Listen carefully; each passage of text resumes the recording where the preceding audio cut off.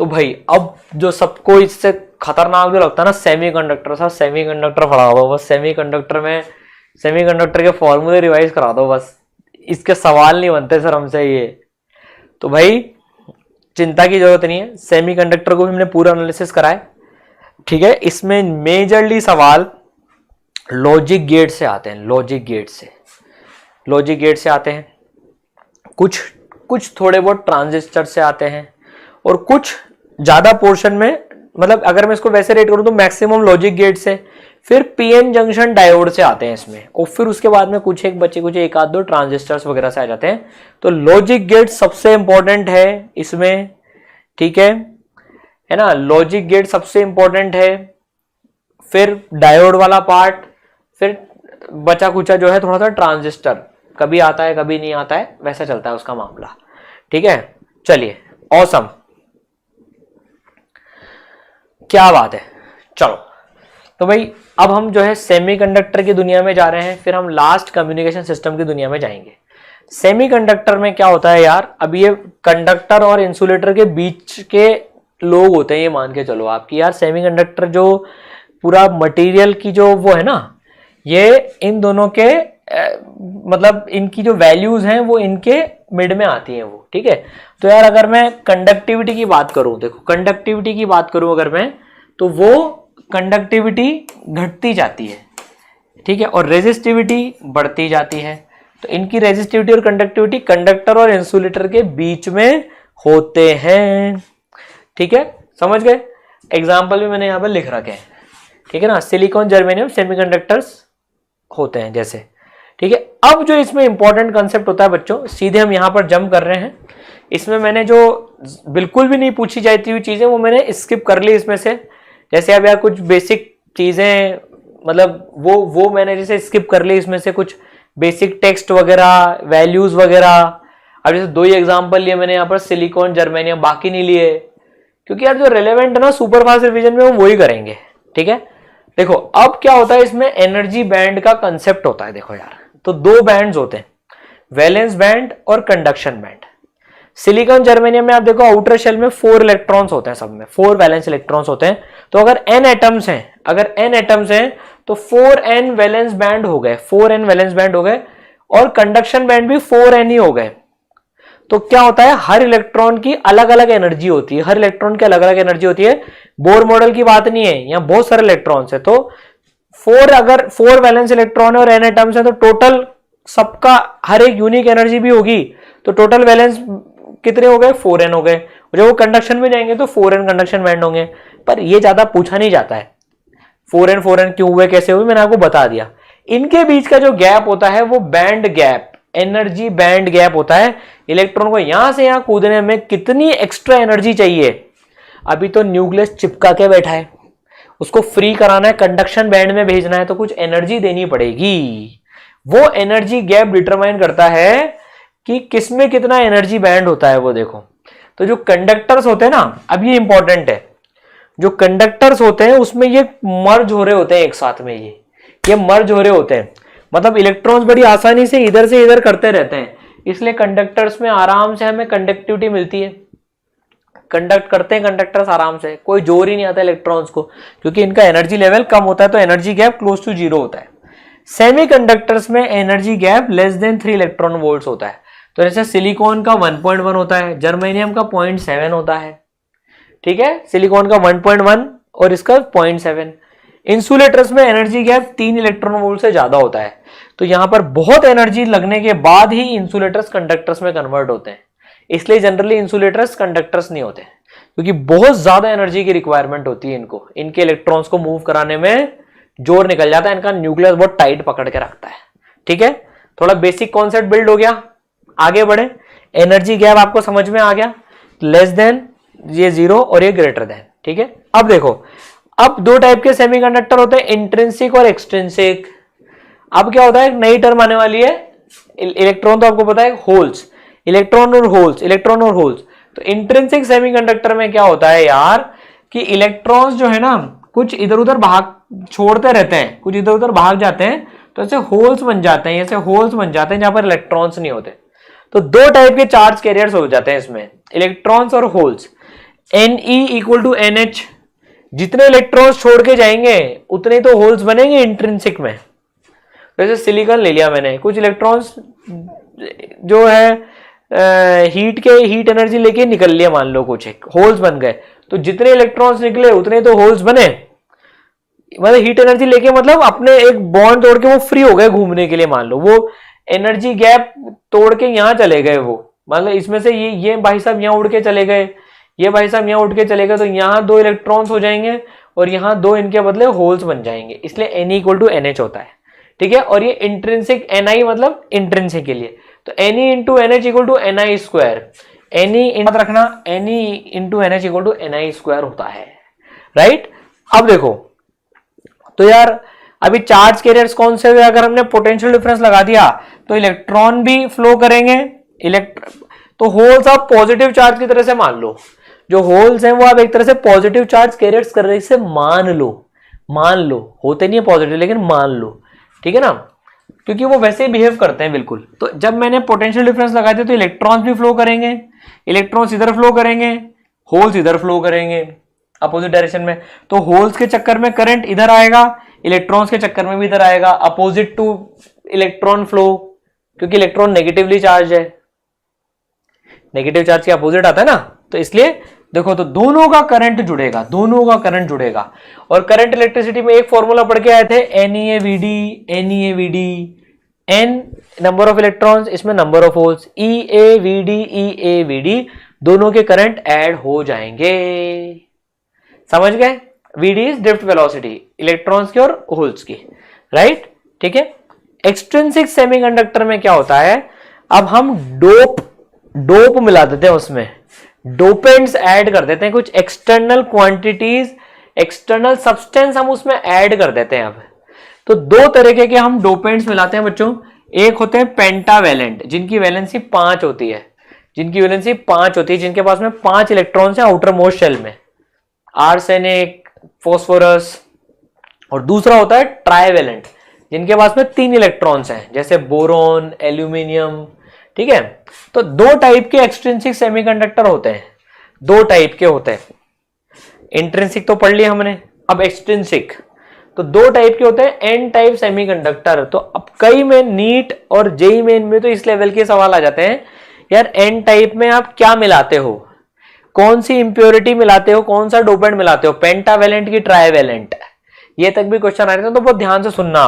अब important part चालू हो रहा है, अब है ना, थोड़ा सा मतलब लॉजिक गेट सबसे इंपॉर्टेंट है, उसमें तो लास्ट में आएंगे ही सही, ठीक है। तो देखो अगर मैंने यहाँ पेंटावेलेंट फास्फोरस मिलाया था तो मुझे इलेक्ट्रॉन्स की सप्लाई ज्यादा मिल जाती है, क्योंकि फास्फोरस के पास में एक एक्स्ट्रा इलेक्ट्रॉन होता है जो कि सिलिकॉन के काम में ही नहीं आता है, 4 बॉन्ड बन सकते हैं ना, और इसके पास में तो 5 इलेक्ट्रॉन्स है, तो 1 इलेक्ट्रॉन एक्स्ट्रा फ्री हो गया, तो Ne जो है नंबर ऑफ इलेक्ट्रॉन्स काफी ज्यादा हो जाते हैं नंबर ऑफ होल्स के मुकाबले। तो पेंटावेलेंट डोपेंट होते हैं और इसमें मेजॉरिटी चार्ज कैरियर्स इलेक्ट्रॉन्स होते हैं और माइनॉरिटी हो जाते हैं होल्स।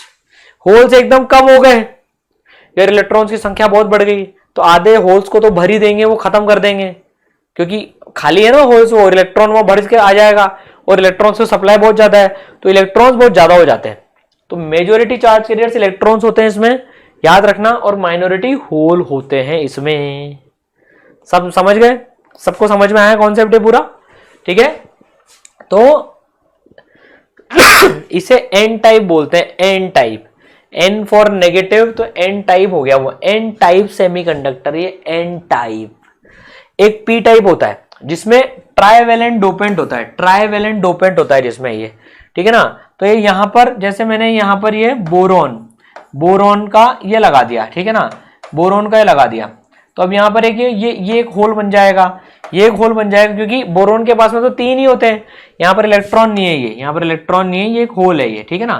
तो बोरोन अब ट्राइवेलेंट होता है, तो अब एक जो पेयर एक इलेक्ट्रॉन का वो एक होल बन गया, तो यहां पर नंबर ऑफ होल्स बहुत ज्यादा होते हैं नंबर ऑफ इलेक्ट्रॉन्स से, नंबर ऑफ होल्स बहुत ज्यादा होते हैं नंबर ऑफ इलेक्ट्रॉन्स के साथ में, ठीक है। तो मेजॉरिटी चार्ज कैरियर्स यहां पर होल्स होते हैं और माइनॉरिटी चार्ज कैरियर्स यहां पर इलेक्ट्रॉन्स होते हैं पी टाइप में, समझ गए, मेजॉरिटी होल्स और माइनॉरिटी इलेक्ट्रॉन्स, राइट। चलिए अब यार एक्सट्रिंसिक सेमीकंडक्टर में भी ये रिलेशन होल्ड करता है, ये सबसे मजे की बात है, एक्सट्रिंसिक सेमीकंडक्टर में भी Ne into NH equal to Ni² hold करता है। ठीक है, समझ गए। चलिए अब जो ये इंपॉर्टेंट चीज है बच्चों, पीएन जंक्शन डायोड। अब क्या होता है, एन टाइप और पी टाइप हमने पढ़ लिया, एन टाइप और पी टाइप हमने पढ़ लिया। अब जब एन और पी को हम मिला देते हैं ना, मतलब मिला क्या देते हैं, आपस में चिपका देते हैं, मान लो आपस में एक साथ जोड़ के रख दिया इनको, तो क्या होता है, यहां पर एक डिप्लीशन लेयर बन जाती है। थोड़ा सा कंसेप्ट पढ़ लो। मेन चीज तो यह है फॉरवर्ड बायस और रिवर्स बायस में कैसे होता है, लेकिन एक थोड़ा सा जस्ट एक बैकग्राउंड मिल जाएगा इसके लिए। डिप्लीशन लेयर बन जाती है, यहां पर बैरियर पोटेंशियल आ जाता है, बैरियर पोटेंशियल है ना, यहाँ के क्योंकि होल्स और इलेक्ट्रॉन्स आपस में कंबाइन करके इस रीजन को खाली कर देते हैं, तो बैरियर पोटेंशियल आ जाता है। अब इलेक्ट्रॉन्स और होल्स को ट्रेवल करना इतना आसान नहीं होता। ठीक है, तो जैसे बैरियर पोटेंशियल सिलिकॉन में 0.7 इलेक्ट्रॉन वोल्ट का और जर्मेनियम में 0.3 इलेक्ट्रॉन वोल्ट का आ जाता है बैरियर पोटेंशियल। ठीक है, अब पीएन जंक्शन को अब क्या होता है यार, यहां पर फॉरवर्ड बायस में करने का मतलब क्या होता है कि पीएन जंक्शन को मैंने, तो मैं देखो इस तरह से रिप्रेजेंट करता हूं, ये इंपॉर्टेंट है। देखो ये मेरा पीएन डायोड की तरह से हो रहा है, पीएन जंक्शन डायोड इस तरह से रिप्रेजेंट कर रहा हूं मैं। तो इसमें क्या होता है, अगर मैंने पॉजिटिव टर्मिनल पी के साथ में जोड़ दिया और नेगेटिव एन के साथ में जोड़ दिया, तो ये करंट कंडक्ट करेगा, करंट फ्लो होने देगा, ये करंट फ्लो होने देगा। तो फॉरवर्ड बायस में देखो हमको करंट एक वोल्टेज के बाद में हमको जो नी वोल्टेज बोलते हैं इसको, इसके बाद में हमको बिल्कुल करंट एकदम कंडक्टर की तरह से मिलेगा, क्योंकि जैसे ही डिप्लीशन रीजन खत्म हुआ, डिप्लीशन रीजन के बराबर वोल्टेज दी, उसके बाद में वो एकदम कंडक्ट बिल्कुल फ्री फ्लो की तरह से करेगा। तो ये ग्राफ याद रखना, फॉरवर्ड बायस में ऐसा ग्राफ आता है, फॉरवर्ड बायस में ऐसा ग्राफ आता है, और ये फॉरवर्ड बायस को कंडक्ट करने देता है। ये फॉरवर्ड बायस में देखो ये जान दो तो ये आगे जाने देगा। तो this is forward bias, P के साथ पॉजिटिव, एन के साथ नेगेटिव। ठीक है, रिवर्स बायस में अगर अपन देखें तो रिवर्स बायस में मैंने बैटरी उल्टी लगा दी। अब तो रिवर्स बायस में बैटरी उल्टी लगा दी, अब ये करंट नहीं जाने देगा। करंट चाहता है मैं ऐसे जाने दूं, ये बोलेगा मैं नहीं जाने दूंगा, मैं नहीं जाने दूंगा। रिवर्स बायस में हूं मैं, देखो स्टॉप का साइन आ गया, नहीं जाने देता ये। तो क्या होता है, देखो मैं वोल्टेज बढ़ा रहा हूं तो भी करंट मुझे नहीं मिल रहा है।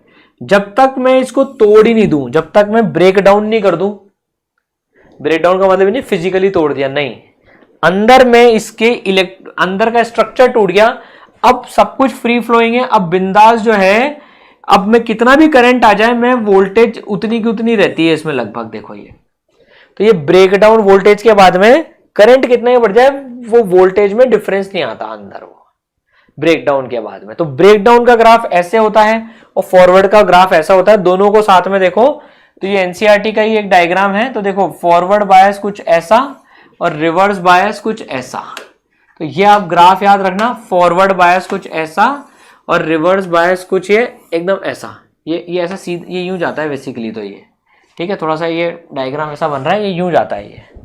ठीक है, समझ गए।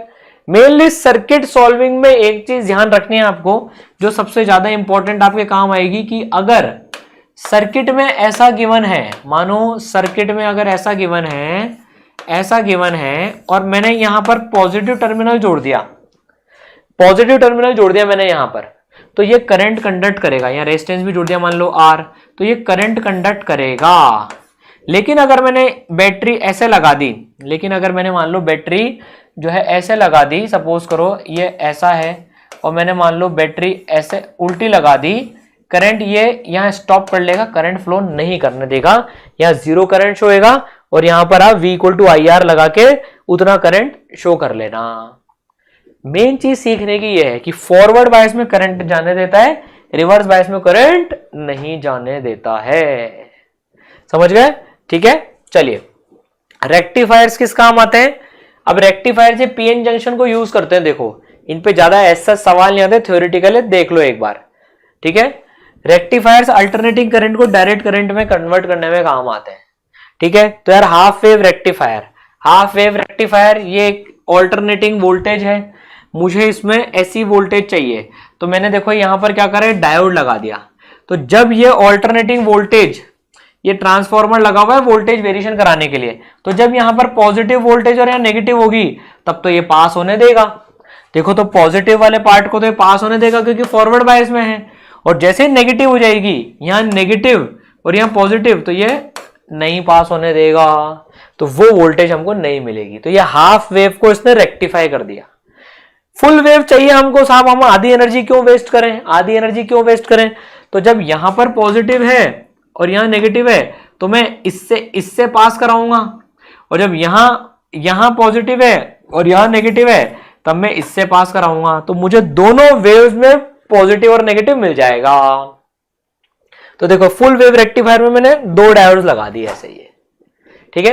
अब मुझे यार डीसी का ये, एसी का ये तो मिल गया, अब मेरे को तो यार डीसी में स्ट्रेट लाइन चाहिए होती है, मुझे डीसी करंट में ये तो नहीं चाहिए होता है, मुझे तो डीसी वोल्टेज में तो नहीं, मुझे स्ट्रेट लाइन चाहिए। तो यार इसको करने के लिए एक सेटअप होता है, ध्यान रहे तो रहे, नहीं तो कोई दिक्कत नहीं। एनसीईआरटी में गिवन है, हम एक कैपेसिटर लगा देते हैं, साथ में एक कैपेसिटर लगा देते हैं। उससे क्या होता है, कैपेसिटर एसी कंपोनेंट को तो जाने देता है, एसी कंपोनेंट को जाने देता है, डीसी को नहीं जाने देता, तो डीसी रेजिस्टेंस के थ्रू निकल जाता है, तो हमको डीसी कंपोनेंट मिल जाता है इसका। समझ गए। तो हमने पहले क्या करा, आधी को रेक्टिफाई करी, फिर पूरी को करी, फिर एसी से डीसी वाला पार्ट ले लिया, ठीक है, समझ गए। फिर एक होती है जिनर डायोड, नाम सुन लो, जिनर डायोड किस काम आती है, नाम इंपॉर्टेंट है इसका। इसको हम हमेशा रिवर्स में, रिवर्स हैवी डोपिंग होती है इसकी, हैवी डोपिंग होती है दोनों साइड में इसकी, ये वही पीएन जंक्शन जैसे हैवीली डोप्ड होता है ये, और इसको हम हमेशा रिवर्स बायस में यूज करते हैं, ऑलवेज मोस्टली, मतलब इसको हम रिवर्स बायस में यूज करते हैं, रिवर्स बायस में काम आती है, रिवर्स बायस में ये वोल्टेज रेगुलेटर की तरह से काम आती है जिनर डायोड। तो जिनर डायोड के सिंबल में ये ऐसा Z जैसा बना होता है, 2 ऐसे बने होते हैं, ये ग्राफ सेम होता है, फॉरवर्ड में कंडक्ट करता है, रिवर्स में कंडक्ट नहीं करता है। वोल्टेज रेगुलेटर की तरह से काम आता है, ये वोल्टेज एकदम बढ़ने नहीं देता है ये, समझ गए। तो this is zener diode, this is zener diode, ठीक है। मैं मैक्सिमम टाइम लॉजिक गेट में स्पेंड करूंगा सेमीकंडक्टर में, ध्यान रखना। अब ये 3 चीजें मैं पढ़ रहा हूं यार, फोटो डायोड, इन पे क्वेश्चंस बहुत कम आते हैं, लेकिन कभी आ जाए तो ये इजी मार्क्स हैं ये इसके, ठीक है। फोटो डायोड क्या होती है, ये ऑप्टिकल सिग्नल्स देखने में काम आती हैं। तो इसमें यार ये डायोड पे यहाँ पर लाइट गिरा देते हैं, डायोड को पता पड़ जाता है यार लाइट गिरी, कुछ अंदर हलचल होती है, उस हलचल को कैप्चर कर लेते हैं करंट के फॉर्मेट में। तो ये पता है फोटो डायोड किस काम आते हैं, ये फोटो डायोड है ना, ऐसे सिक्योरिटी वगैरह में ऐसे काम आते हैं ये। मान लो एक लेजर लगा रखी है, एक लेजर लगा रखी है, और यहां पर उसका वो एक डिटेक्टर लगा रखा है, तो लेजर डिटेक्टर में जा रही है, ठीक है ना।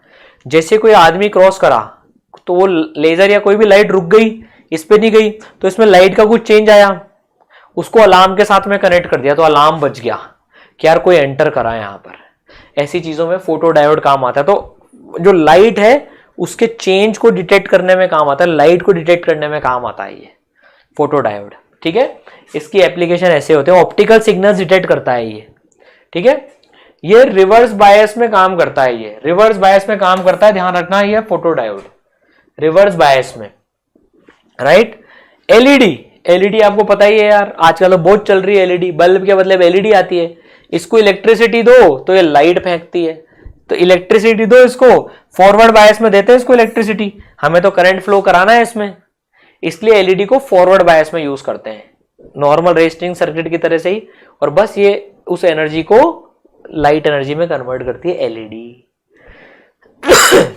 फोटो डायोड समझ में आया, रिवर्स बायस में क्यों यूज करते हैं, क्योंकि रिवर्स बायस में क्या है, चेंज बहुत आसानी से डिटेक्ट हो जाता है रिवर्स बायस में, ठीक है। फिर एक होते हैं last solar cells, solar cells हमको पता है यार, धूप को बिजली में कन्वर्ट करते हैं, वो एलईडी का उल्टा काम करते हैं एक तरह से देखे तो वो। तो यार ये इतना इंपॉर्टेंट नहीं है, एनसीईआरटी में है इसलिए मैं यहाँ पर वो ले रहा हूं। तो सोलर सेल हमको पता है यार कि क्या करते हैं, ये बिजली बनाते हैं लाइट से, ठीक है ना। तो एनर्जी आती है अंदर, यहाँ पे इलेक्ट्रॉन और होल्स का कुछ कुछ करते हैं और उससे करंट मिलता है, इलेक्ट्रिसिटी हमको मिल जाती है, ठीक है ना। ट्रांजिस्टर्स वाला जो पार्ट है बच्चों मैं लास्ट में लूंगा थोड़ा सा, क्योंकि इसमें इतना इतना ज्यादा इंपॉर्टेंट नहीं है, लेकिन इसके पहले मैं लॉजिक गेट्स वाला पार्ट लूंगा। देखो पहले ट्रांजिस्टर ट्रांजिस्टर ट्रांजिस्टर ट्रांजिस्टर चल रहा है, ट्रांजिस्टर चल रहा है, इसमें मैं सबसे पहले बच्चों लॉजिक गेट वाला पार्ट लूंगा और इसमें हम टाइम स्पेंड करेंगे। इसका क्वेश्चन हर बच्चे से होना चाहिए लॉजिक गेट का।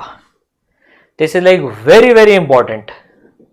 ठीक है, तो यार एक बार जो है सब पूरा अब कंसंट्रेट कर लो। लॉजिक गेट, ट्रांजिस्टर्स, उसके बाद सेमीकंडक्टर खत्म, देन कम्युनिकेशन सिस्टम। चलो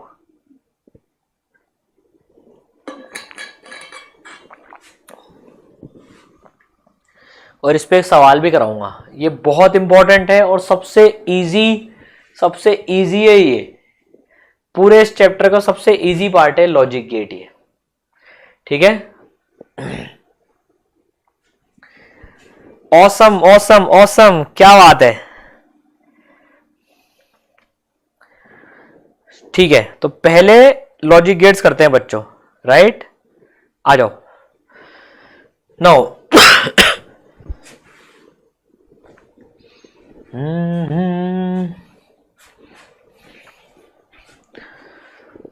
पहले एक चीज मेरे को बता दो फटाफट से, कितने लोगों को बेसिक्स आते हैं लॉजिक गेट्स के? यस यस लिख के बता दो, जिन जिनको बेसिक्स भी आते हैं ना थोड़े बहुत भी, कि सर पहले बचपन में नाम तो कभी सुन रखा है इनका। ये वैसे गेट होते हैं जिसमें लॉजिक लगाना पड़ता है।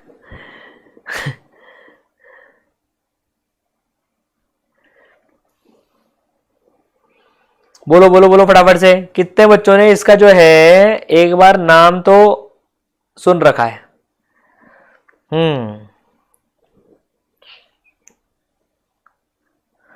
सर नाम तो सुन रखा है। ठीक है, तो मेजर बच्चों ने नाम तो सुन रखा है ना? ठीक है ठीक है, कई का नो भी आ रहा है कि नाम भी नहीं सुन रखा है। अच्छा तो जो नाम नहीं सुन रखा है वो नाम तो एक बार सुन लेना यार, बिल्कुल एकदम, मतलब अब सुन लेना नाम। देखो कई बच्चे कह रहे हैं सर सिलेबस नहीं हुआ, सिलेबस नहीं हुआ, सिलेबस नहीं हुआ। यार मैं आपको यही बोल रहा हूं, ये रिवीजन सीरीज सुपर फास्ट इसलिए बनाई है, अब यार आप पूरा पढ़ने का अब इतना टाइम तो है नहीं, ठीक है ना, इसलिए बाउंस बैक कोर्स है। बाउंस बैक का जो कोर्स है इसलिए ये कि अब आपको अगर ढंग से तैयारी करनी है ना, 12th और 13th वाले जो हैं मचाना है लिटरली, ढंग से जो वीक टॉपिक्स उनको कवर करना है, उनके लिए वो कोर्स है।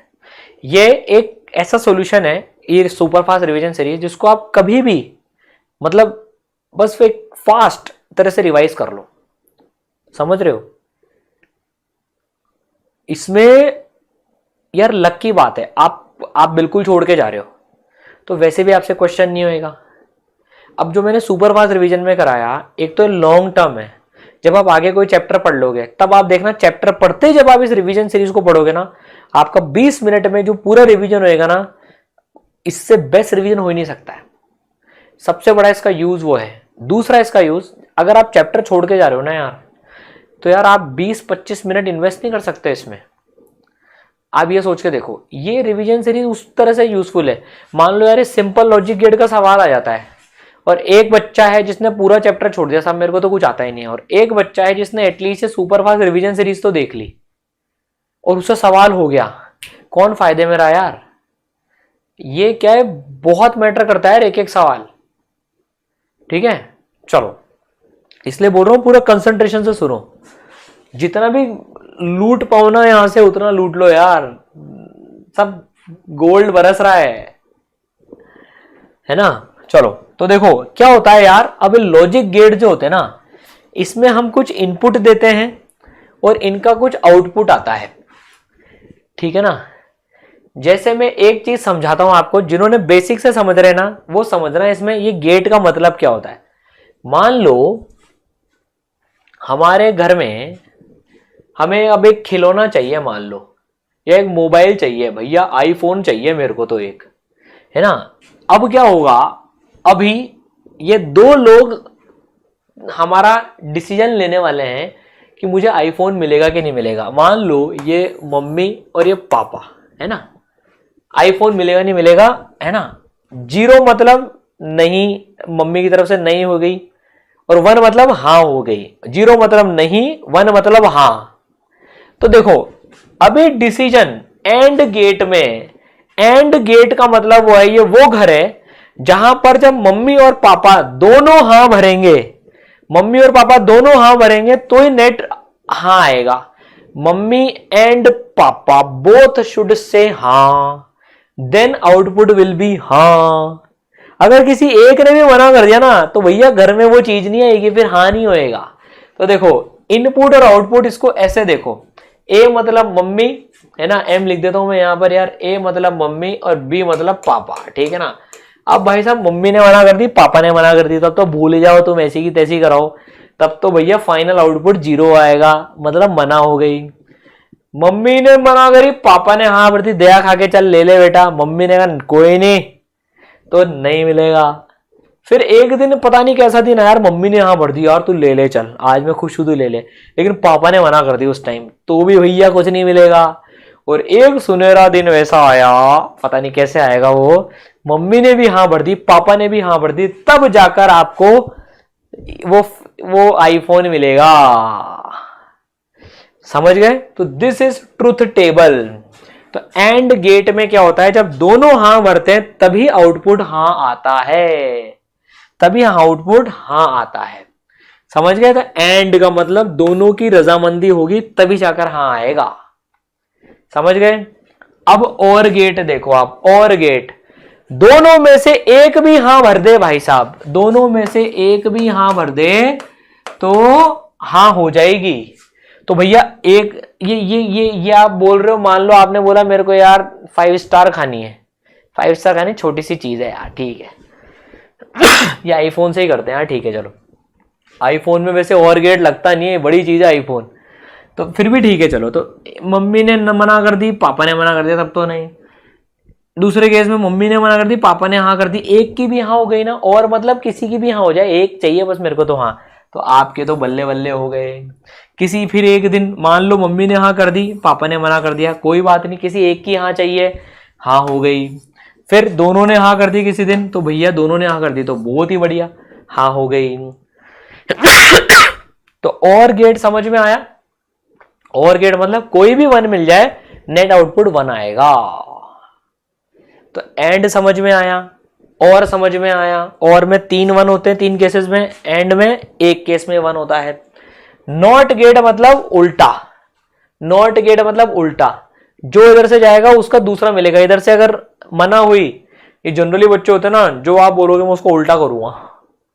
आपने अगर मुझे मना करा तो मैं लाऊंगा, आपने मेरे को बोल दिया लिया तो मैं नहीं ले आऊंगा, तो उल्टा हो गया, नहीं का हाँ, हाँ का नहीं, तो 0 का 1, 1 का 0। समझ गए? तीनों गेट समझ में आए सबको? बोलो बना लोगे ट्रुथ टेबल ऐसी? ठीक है, याद हो गया अब ये? चलो बहुत ही बढ़िया। अब जो है, अब क्या होता है, अब थोड़ी सी बदतमीजी करेंगे। देखो अब हम बदतमीजी करने वाले हैं भयंकर वाली। अब हम क्या करेंगे, इन गेट्स को मिक्स करेंगे, मिक्स, ठीक है ना। अब बिल्कुल प्योर मैथमेटिक्स की तरह से काम करेंगे अपन, लॉजिक लगा के। तो अब मैंने बना लिया NOR gate, NOR gate, NOR gate बना लिया मैंने। इसके PYQs प्रैक्टिस कर लेना इसको पढ़ने के बाद में, लॉजिक गेट के सिर्फ कुछ एक सवाल कर लेना अगर टाइम हो आपके पास तो, है ना, छोड़ना मत इसके PYQs। लॉजिक गेट के बोल रहा हूं सिर्फ मैं, ठीक है ना, मजा आएगा इनको करने में बहुत। अब देखो क्या होता है, नॉर का मतलब क्या होता है, अगर मैं इसको अंग्रेजी में लिखूं, दैट इज नॉट ऑफ और। पहले और लगाओ फिर उसका नॉट करो, पहले और लगाओ फिर उसका नॉट करो। तो 4 केस बनते हैं। देखो 0 1 के परम्यूटेशन कॉम्बिनेशन से 4 केस ही बनेंगे हमेशा, 2 इनपुट होते हैं। तो पहले मैं क्या कर रहा हूं, देखो पहले मैं और गेट लगा रहा हूं, इसका सिंबल ऐसा होता है। अच्छा हाँ, एक चीज मैं बताना भूल गया, सिंबल याद रखना यार, एंड का ऐसा होता है, और का ऐसा होता है, और नॉट में यहाँ गोला लग जाता है, डायोड जैसा, डायोड में डंडी लगती है ना, गोला लग जाता है यहाँ पर ये, ठीक है। तो एंड में फ्लैट लाइन होती है, और में ऐसा कर्व्ड होता है, ठीक है, और नॉट में तो ट्राइंगल होता है, ठीक है। चलो तो अब नॉर गेट में क्या होता है, नॉट ऑफ और, पहले नॉट ऑफ और, तो पहले और लगाओ फिर उसका नॉट करो, फिर उसका नॉट करो, तो क्या होएगा, जैसे 0 0 भेजा मैंने, तो 0 का और 0 होता है, फिर 0 को नॉट से पास करा तो 1 होता है। तो फाइनली नॉर का देखा तो 0 0 लगा के 1 आ गया। तो पहले और गेट लगाओ फिर नॉट गेट लगाओ, तो फाइनली नॉर गेट बन जाता है। देखो तो और के आगे गोला लग गया तो ये नॉर गेट बन गया, नॉर गेट बन गया। तो नॉट ऑफ और, पहले और लगेगा फिर नॉट लगेगा। वैसे देखो यार, दो इनपुट आ रहे हैं, आप समझना सर मैं कैसे याद रखूं कि पहले नॉट लगेगा कि और लगेगा। अबे यार दो इनपुट आ रहे हैं ए और बी, नॉट का तो एक ही इनपुट होता है, तो पहले दो को एक तो कर, तो पहले और लगा के दो को एक कर, फिर एक को नॉट लगा के आगे भेज। ये ट्रिक बता रहा हूं मैं याद रखने की, पहले क्या लगाए हैं, तो पहले और लगाए फिर नॉट लगाए। तो 0 0 का 0, फिर 0 का 1, तो नेट 0 0 मैंने भेजे, और से 0 आया, 0 का 0 पास करा, 0 का 1, मतलब यहां 0 0 भेजूंगा तो यहां 1 आएगा, 0 0 भेजा तो यहां 1 आएगा। ठीक है, अगर अब 0 1 भेजता हूं, अगर अब 0 1 भेजता हूं, देखो यहां 0 1 भेजता हूं, अगर मैं 0 1 अगर यहां पर भेजता हूं तो क्या आएगा जरा वो देखते हैं, है ना। यहाँ 0 1 भेजा, इधर से करते हैं 0 1, 0 1 का 1 आता है, किसी एक ने हाँ भर दी, 1 का 1 गया, 1 का 0 हो गया, तो 0 1 का 0 मिला मुझे। समझ में आया? बोलो समझ में आई बात सबको? ये nor nor nor nor, not of और, ठीक है, कर लोगे? ट्रुथ टेबल बना लोगे इसकी? बिल्कुल बना लेंगे सर। अब नेक्स्ट आता है, ये नंद नहीं है लोग इसको नंद बोलते हैं, नंद गांव तो रे भैया, नंद गेट नहीं है ये, नैंड गेट है, नैंड गेट, नंद नहीं है ये, नैंड है, नैंड। अब आप इसमें लगाओ, नैंड मतलब क्या हो गया, नॉट ऑफ एंड। अब ये सिंपल है, नॉट ऑफ एंड, ठीक है ना।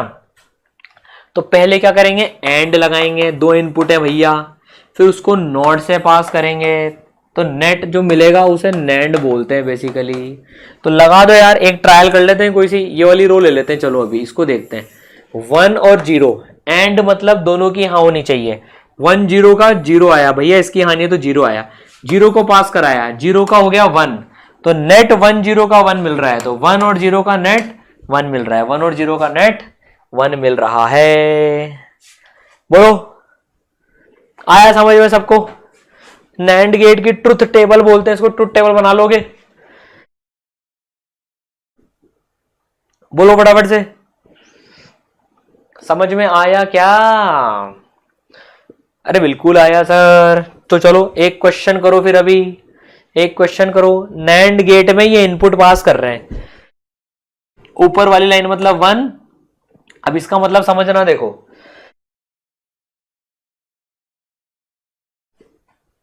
आपको यहां पर सॉल्यूशन बताना है मेरे को, इसका मतलब समझना, मैंने डायग्राम में दे दिया अभी ये क्वेश्चन आपको सॉल्व करना है, टाइम ले लो आपका, पर ये क्वेश्चन सॉल्व होना चाहिए पूरा। नैंड गेट का मैंने, नैंड गेट की यहां पर ट्रुथ टेबल भी बना दी आपके साथ में, ये जो ये ऊपर आपने बनाई थी ना, ये ऊपर आपने जो बनाई थी नैंड गेट की 1 1 1 0, ये मैंने यहीं पर ही लिख दी, ठीक है ना। अब आपको नैंड गेट लगाना है ए और बी में, एक में करके बता देता हूं। ए में हाई वोल्टेज मतलब 1, बी में हाई वोल्टेज मतलब 1, 1 और 1, 1 और 1 मिलके क्या दे रहे हैं, 0, 1 और मिलके क्या दे रहे हैं, 0, ये पहले ही कर चुके हैं अपन ये, तो 1 और 1 मिलके दे रहे हैं 0, तो मैं 0 की लाइन खींच दूंगा यहां पर। फिर आगे बढ़ते हैं, ये वाला पोर्शन देखो, 0 और 0, 0 और 0 मिलके 1 दे रहे हैं, तो पहले मुझे 1 और 1 0 दे रहे थे, अब 0 और 0 मिलके 1 दे रहे हैं, तो ये ग्राफ आ जाएगा यहां पर, ये ग्राफ आ जाएगा। नैंड गेट का ये आपको एग्जाम में खुद पहले बनाना पड़ेगा, ये तो मैंने बना के दे दिया है ना। तो 0 0 का 1, फिर 0 1 का 0 1 का 1, फिर 1 और 0 का 1 और 0 का 1, फिर कौन है 1 और 1 का 1 और 1 का 0, तो यहाँ 0 आ गया ये, ठीक है। फिर 0 0 का, फिर ये 0 0 है यहाँ पर, 0 0 का 1, तो फिर ये 1 आ गया, फिर ये 0 और ये 1, 0 1 का 1 आ गया, तो ऐसा आएगा इसका ग्राफ रिजल्टेंट, राइट। तो इसमें क्या है, मल्टीपल गेट्स भी दे देते हैं, मतलब क्या है कि 2-4 नैंड गेट दे दिए, जैसे आपको कुछ ऐसा क्वेश्चन दे सकते हैं, जैसे अगर मैं यहां पर एक, अगर खाली स्लाइड अगर अपन ले यहां पर, जैसे एक मैं छोटा सा क्वेश्चन आपको, मतलब आप PYQs कर लेना इसमें, ठीक है ना, राइट। तो क्वेश्चन प्रैक्टिस भी हो जाएगी, कर ही लेना पर जरूर से, राइट। अब एक्चुअल में ये गेट कैसे बनते हैं ना, देखो एक्चुअल में गेट कैसे बनते हैं, ये इनके डायग्राम्स होते हैं। भैया गेट के अंदर लॉजिक क्या है, 1 मतलब हाई वोल्टेज, अब थोड़ा फिजिक्स के टर्म्स में बात कर लेते हैं। देखो 1 मतलब हाई वोल्टेज, 0 मतलब लो वोल्टेज, 0 मतलब लो वोल्टेज, है ना। तो क्या होता है कि हाई और लो वोल्टेज देके हमें यहां आउटपुट हाई मिलेगा कि लो, एंड गेट और गेट से डिसाइड होता है। जैसे देखो मैं आपको एक चीज बताता हूं, मान लो आपने यहां पर हाई वोल्टेज भेजी ए के अक्रॉस, ध्यान से सुनना, ए के और गेट देखते हैं, ये 2 डायोड बना दिया आपने, यहां पर आपने 5 वोल्ट भेजी, यहां मान लो आपने ये ग्राउंड है, आपने यहां पर 5 वोल्ट भेजी, तो ये करंट पास करेगा नहीं करेगा, ये करंट पास करेगा, करंट पास करेगा, करंट ये बिल्कुल पास कर देगा, करंट पास कर जाएगा, और ये फिर करंट यहां पर उतर जाएगा, तो यहां पर देखो 5 वोल्ट आ जाएगी, तो वाई पर क्या मिली, 5 वोल्ट मिल गई। आपने 5 वोल्ट भेजी, 5 वोल्ट मिल गई, 5 वोल्ट इज इक्वल टू 1। और यहां पर चाहे आप 0 वोल्ट भेजो, पर ये तो ऊपर कंडक्ट करेगा ही सही, ठीक है ना। नीचे 5 वोल्ट लगा दी आपने, नीचे 5 वोल्ट लगा दी, तो यार ये भी कंडक्ट करेगा, और यहां पर हाई वोल्टेज ही मिलेगी। तो दोनों में से कोई भी एक हाई वोल्टेज पे आ जाए, यहां पर हाई वोल्टेज मिलेगी, और गेट ऐसे बनता है, और गेट ऐसे बनता है, समझ गए। और गेट ऐसे बनता है ये, कि दोनों में से एक भी जगह हां कर दो आप, इधर हाई वोल्टेज आ जाएगी, क्योंकि दोनों में से कोई एक भी कंडक्टिंग बन गया, कंडक्टिंग मतलब फॉरवर्ड बायस में आ गया, तो फिर यहां चैनल मिल जाएगी और 1 आ जाएगा, समझ गए। तो और गेट ऐसे बनता है। एंड गेट इसी तरह से उल्टा करके बनता है, ये थोड़ा अलग ढंग से बनता है, ये उल्टे लगते हैं इसमें, ये उल्टे लगते हैं, उल्टे लगते हैं इसमें ये। और यहां पर हम वो ले लेते हैं इनपुट आउटपुट, इस तरह से इधर लेते हैं, इधर के बदले इधर लेते हैं। नॉट गेट बनता है ट्रांजिस्टर से, नॉट गेट बनता है ट्रांजिस्टर से, तो ट्रांजिस्टर की शक्ल देख के समझ जाना, नॉट गेट उससे बनता है, और बनता है सिंपल फॉरवर्ड बायस से, और एंड बनता है ये उल्टे लगते हैं इसमें जो ये, ठीक है, समझ गए, इस तरह से बनता है। तो भाई हमने जो सेमीकंडक्टर का लॉजिक गेट वाला पार्ट पूरा कंप्लीट कर लिया। अब फटाफट से जो है हम ट्रांजिस्टर पे आ जाते हैं। देखो ट्रांजिस्टर के जनरली सवाल, अगर आपको ट्रांजिस्टर क्लियर नहीं है ना, तो यार मैं रिकमेंड करूंगा कि इसमें फिर तुक्का नहीं मारे। जनरली ट्रांजिस्टर से वैसे नंबर ऑफ क्वेश्चंस कम आते हैं, लेकिन यार इसमें से ना अगर इसका सवाल आपको दिख जाए ना और आपको नहीं आता है तो छोड़ना बेटर है, क्योंकि इसके फॉर्मूले थोड़े से टेढ़े होते हैं। ये सेमीकंडक्टर का सबसे टेढ़ा पार्ट होता है ये, नॉट नेसेसरली कि हमें सारे क्वेश्चन ही करने हैं। पहली चीज तो इसमें से आते इतने ज्यादा नहीं है लॉजिक गेट के मुकाबले, लॉजिक गेट में से सबसे ज्यादा आते हैं, लेकिन आपकी किस्मत खराब रही और ट्रांजिस्टर से वैसा सवाल आ गया जो कि आपको नहीं आता है, तो और आपने पढ़ा नहीं है बिल्कुल भी ये, तो यार इसमें तुक्का मत मारना, मैं ये रिकमेंड करता हूँ। क्योंकि यार इसमें क्या होता है ना कि इसमें ऑप्शंस बहुत सारे होते हैं और तुक्का नहीं लगता है इसमें जनरली, तो कोई ऐसी टेंशन की बात नहीं यार। ट्रांजिस्टर्स जनरली अगर आपको लग रहा है कि मेरे को नहीं आता है, कोई दिक्कत नहीं है, 10-15% प्रोबेबिलिटी है इसमें से सवाल आने की, बेस्ड ऑन पास्ट ईयर्स देखें तो, ठीक है। तो कोई वैसे टेंशन की बात नहीं है, देखो राइट। और एडवांस में तो वैसे भी नहीं आता है ये सिर्फ मेन और नीट में ही आता है, एडवांस में तो नहीं आता है ये, ठीक है। तो जेई वालों को जो एडवांस टारगेट कर रहे हैं उसमें तो सेमीकंडक्टर बिल्कुल ही नहीं आता है, मेन लेवल तक आता है। लेकिन फिर भी मैं ट्रांजिस्टर थोड़ा आपको रिवाइज करा देता हूं, जो जो इंपॉर्टेंट चीजें हैं। तो ट्रांजिस्टर 2 टाइप के होते हैं, ठीक है ना, 2 टाइप के ट्रांजिस्टर, एनपीएन और पीएनपी, एनपीएन और पीएनपी, इसमें 3 ऐसे चिपका देते हैं, एनपीएन एंड देन पीएनपी, ठीक है, इस तरह से चिपका दिया। 3 चीजें होती है इसमें, emitter base collector, emitter base collector, है ना, ये एक टाइप का हो गया, वो दूसरी टाइप का हो गया, ठीक है। अभी क्या होता है, इसका जनरल सेटअप ऐसे यूज करते हैं, देखो अपन इसका जनरल सेटअप ऐसे होता है, एमिटर जो है और बेस और कलेक्टर। तो इसमें क्या होता है, एमिटर और बेस फॉरवर्ड बायस में कनेक्ट करते हैं अपन, और बेस और कलेक्टर रिवर्स बायस में कनेक्ट करते हैं, बेस और कलेक्टर रिवर्स बायस में कनेक्ट करते हैं। तो यहां से और 0.7 वोल्ट, देखो वो जो अपन ने वो पढ़ी थी ना, कौन सी वोल्टेज थी वो, जो नी वोल्टेज जो थी उतना लगाया तो फॉरवर्ड बायस में आ गया और ये रिवर्स बायस में आ गया, ठीक है। अब ट्रांजिस्टर के ऐसे सिंबल होते हैं, देखो ये गोला, एमिटर बेस कलेक्टर, ये P, ये NPN है ना, और ये PNP। एक चीज याद रखना, करंट हमेशा P से N की तरफ जाता है, देखो P से N की तरफ जाता है, P से N की तरफ जाता है करंट हमेशा, ये ध्यान रखना है, तो P से N की तरफ जाता है, राइट। कॉमन एमीटर में अब ये कॉमन एमीटर यूज करके इस तरह से हम यूज करते हैं, इसमें आपको बहुत सारे फॉर्मूले देखेंगे, देखो ये बिना पूरा समझे फॉर्मूले हो सकता है आपको समझ में नहीं आए, सुन लो थोड़ी देर, अगर ट्रांजिस्टर पूरा समझ में आता है, जिसके लिए आपको मेन लेक्चर देखने पड़ेंगे, तो ही आप ट्रांजिस्टर वाला पार्ट कर पाओगे यार।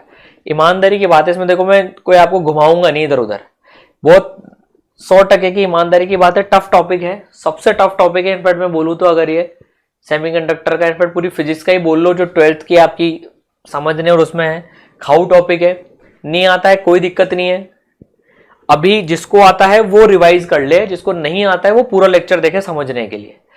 15 से 20% इसकी चांस होती है जितना जनरली अपन प्रीवियस ईयर के एनालिसिस से देखे तो, इसलिए मैंने लॉजिक गेट पहले करा दिया, ठीक है। अब देखो कॉमन एमीटर में क्या होता है यार, इनपुट रेजिस्टेंस और output resistance. Input resistance delta V upon BE upon I BE, resistance का फॉर्मूला वोल्टेज अपॉन करंट है ना, और output resistance voltage upon current. Output हमारा कॉमन सीई के अक्रॉस है और इनपुट हमारा बीई के अक्रॉस है, बेस एमीटर और वो कलेक्टर एमीटर। मेन इसमें एम्प्लीफिकेशन फैक्टर होता है।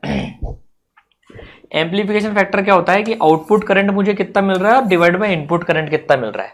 So IC is my output current, input is my base current, है ना। एसी और डीसी, एसी है तो डेल्टा लेते हैं, डीसी है तो एब्सोल्यूट वैल्यू लेते हैं, ठीक है।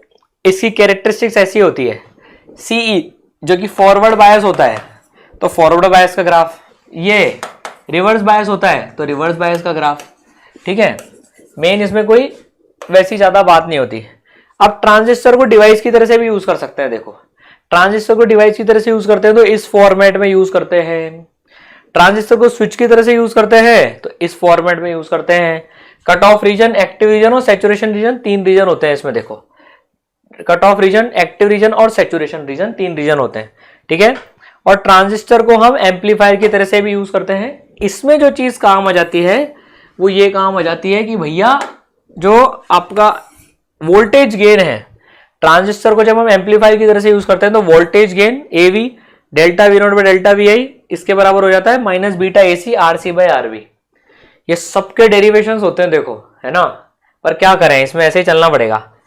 ये जिसको आता है वो समझ ले, जिसको नहीं आता है वो पर हैंड मूवमेंट पे मैं रिकमेंड नहीं करूंगा। अगर आपकी और भी चीजें बच रही है तो इसमें ना उलझें, ये बहुत टाइम कंज्यूमिंग है, पहले और चीजें करें, ठीक है ना, जो हाई इंपैक्ट वाली हैं, राइट। और हो जाए सब कुछ तो इसका भी नंबर लगा लें फिर, ठीक है।